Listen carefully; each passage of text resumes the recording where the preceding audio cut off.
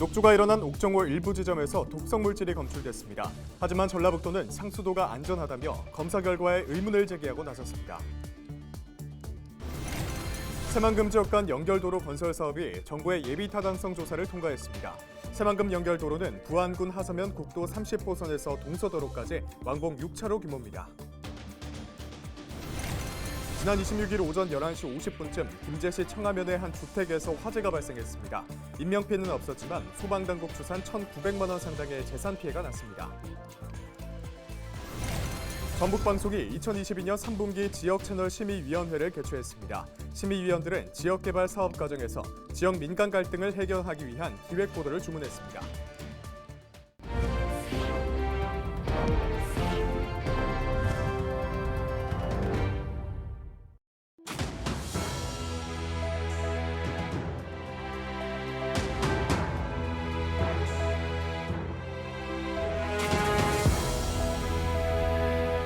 여러분 안녕하십니까? 헬로티비 전북뉴스입니다. 녹조가 발생한 옥정호 일부 지점에서 녹조 독성 물질이 검출됐다는 소식 전해드렸습니다. 그동안 식수원 안전을 우려해온 주민들이 직접 수질 검사를 의뢰해 나온 결과인데요. 하지만 전라북도는 상수도가 안전하다며 검사 결과에 의문을 제기하고 나섰습니다. 보도에 정명기 기자입니다. 정읍의 한 시민단체가 사죄하는 뜻의 절을 하고 머리카락을 자릅니다. 농업과 생활용수로 쓰는 옥정호 오염을 제대로 막지 못했다는 겁니다. 중단하라! 정읍과 김제 지역 시민단체와 환경단체들은 옥정호 6개 채수 지점 가운데 2개 지점에서 미국 레저활동 금지 기준치인 20ppb를 초과한 녹조 독성물질 마이크로시스틴이 검출됐다고 밝혔습니다. 특히 오남 취수구 근처에선 2,705ppb를 기록해 미국 기준치보다 135배 높게 나왔다고 주장했습니다.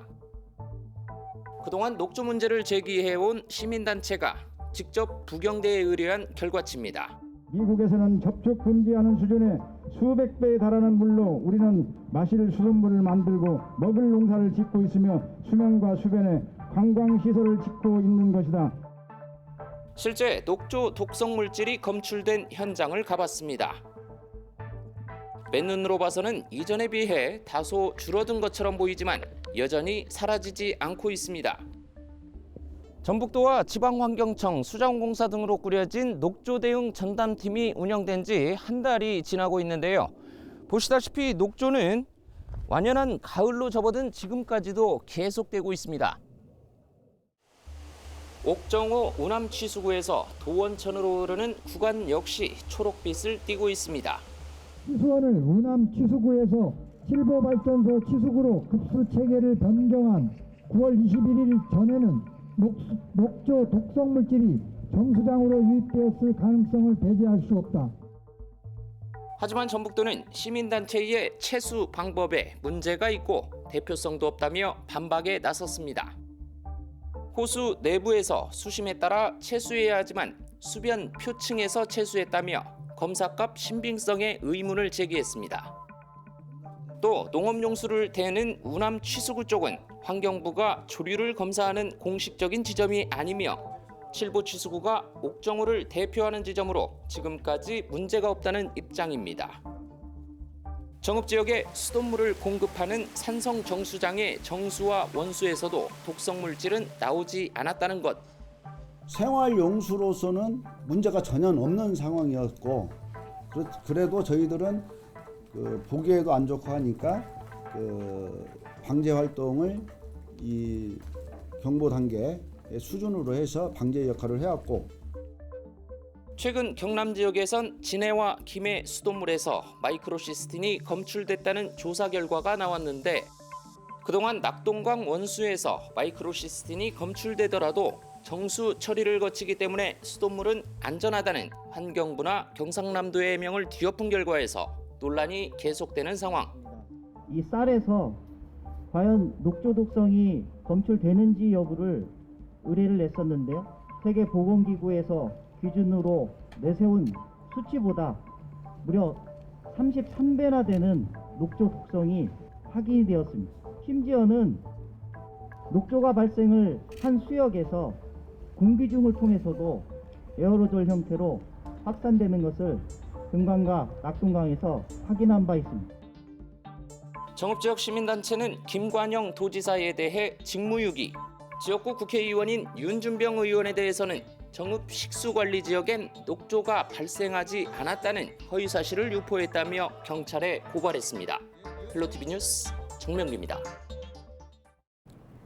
새만금 지역 간 연결도로 건설 사업이 정부의 예비 타당성 조사를 통과했습니다.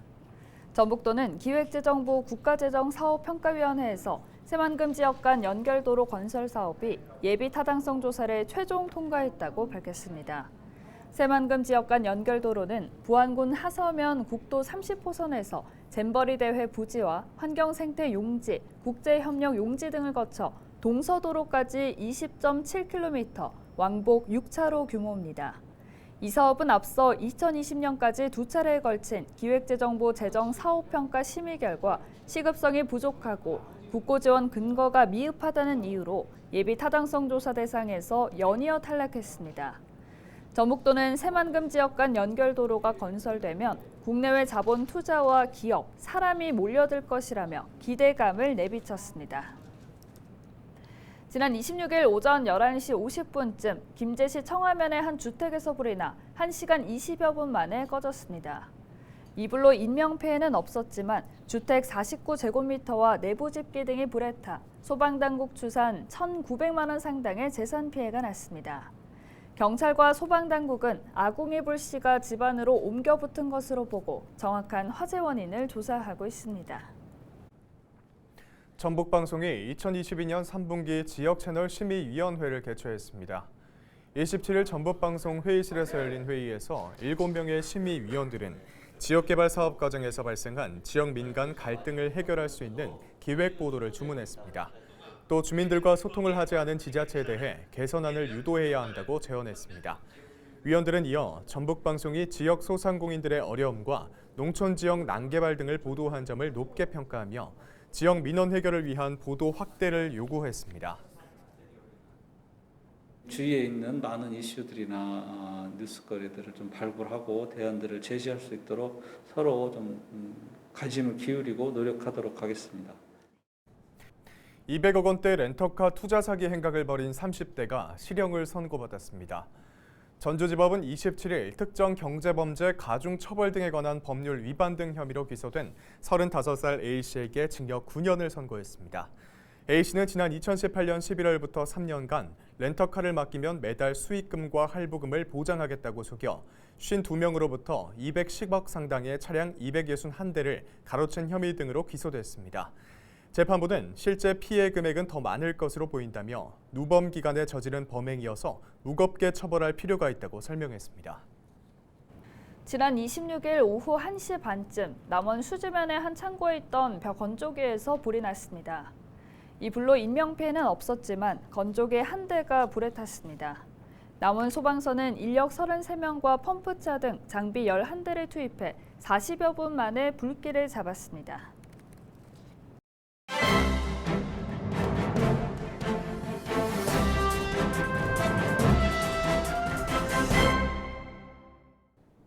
신문브리핑 전북도민일보 기사입니다. 전북 지역에서 출생아 수보다 사망자 수가 더 많은 인구 자연 감소 현상이 이어지고 있습니다. 지난 26일 통계청이 발표한 8월 인구 동향에 따르면 이 도내의 출생아 수는 576명으로 전월보다 5.3% 감소했습니다. 또 올해 1월에서 8월까지로 범위를 넓힌다면 4,797명으로 전년 동기인 5,192명 대비 7.6%나 떨어졌습니다. 출생아 수의 선행 지표, 즉 출산의 디딤돌 역할을 하는 혼인도 줄어드는 추세인데요. 8월 도내 혼인 건수는 412건으로 전월보다 10.4%나 감소했고 올해 1월에서 8월까지는 3,410건으로 전년 동기 대비 1.3% 줄었습니다. 일각에서는 코로나19로 미뤘던 결혼식 추진으로 예식장 잡기가 어렵다는 말이 나오지만 통계상으론 아직 혼인 감소세가 이어지는 모양새라고 분석했습니다. 특히 도내에서는 사망자가 1,407명으로 전월보다 16.3% 늘었고 또한 올해 1월에서 8월까지 도내 사망자는 11,916명으로 전년 동기 대비 22%나 증가했습니다. 전북 도내에서는 아이 울음소리보다 곡소리가 2.5배가량 더 많이 들리는 셈인데요. 이처럼 도내에서는 이미 인구 감소 재앙이 시작됐으며 그 속도는 갈수록 빨라질 전망입니다. 지금까지의 신문 브리핑이었습니다.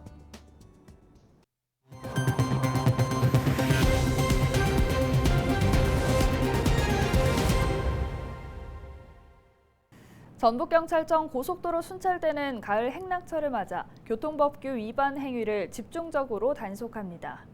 단속 기간은 11월 말까지이며 버스와 대형 승합차의 꼬리물기나 승객 음주 가무, 안전띠 미착용 등이 대상입니다. 경찰은 또 졸음운전을 예방하기 위해 오후 2시부터 1시간여 동안 안전거리 유지 방송도 할 예정입니다. 동학농민혁명 학술대회가 부안군청 대회의실에서 오는 28일 열립니다. 부안군은 동학농민혁명 128주년을 맞아 인물로 본 부안 동학농민혁명과 동학정신을 주제로 학술대회를 개최합니다. 이번 학술대회에서는 최길순 명지대 명예교수의 기조 강연과 5편의 논문 발표, 토론 등이 진행되고 부안 지역 동학농민혁명에 참여한 인물과 유적지 등을 재조명합니다. 정읍시 제1기 청렴시민감사관 운영회의가 26일 시청 중회의실에서 열렸습니다. 이날 회의에서 시민 10명으로 구성된 시민감사관은 정읍시의 시민들의 불편사항을 제보하고 개선사항을 요구했습니다. 또 앞으로의 활동 방향과 시민감사관 운영 활성화를 위해 의견을 나눴습니다. 이상으로 뉴스를 마칩니다. 함께해 주신 여러분 고맙습니다.